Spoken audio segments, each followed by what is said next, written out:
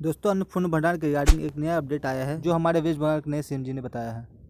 আগামীকাল বিকেলে নবান্ন থেকে আমি এবং সংশ্লিষ্ট দপ্তরের মাননীয় মন্ত্রী সিএস এফএস এবং অন্য আধিকারিকদের উপস্থিতিতে অগ্নিমিত্রা পাল এবং আমি একটি ফর্ম পাবলিশ করব, যেই ফর্ম অন্নপূর্ণা যোজনায় ফিল আপ করতে হবে এবং আমরা কালকেই বিস্তারিত বলবো। কারণ এনরোলমেন্ট যখন যত তাড়াতাড়ি করবেন তত বেনিফিট আমরা দিতে পারবো। আমাদের অন্নপূর্ণা যোজনার প্রক্রিয়াটা শুরু হয়ে যাবে কাল থেকে। যেমন যেমন ফর্ম ফিল আপ হবে তেমন তেমন ৩,০০০ টাকা ট্রান্সফারও শুরু হয়ে যাবে। আর যতক্ষণ না ৩,০০০ টাকা ট্রান্সফার হচ্ছে, স্বাস্থ্যসাথী যেমন কন্টিনিউ রাখা হয়েছে আয়ুষ্মান ভারত কনভার্ট না হওয়া পর্যন্ত, এখানে আপনার লক্ষ্মী ভান্ডারকেও কন্টিনিউ করা হবে।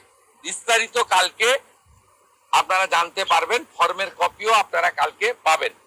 অফলাইন অনলাইন অবশ্যই থাকবে, শুধু পাবলিকের উপরে ছেড়ে দেওয়া হবে না।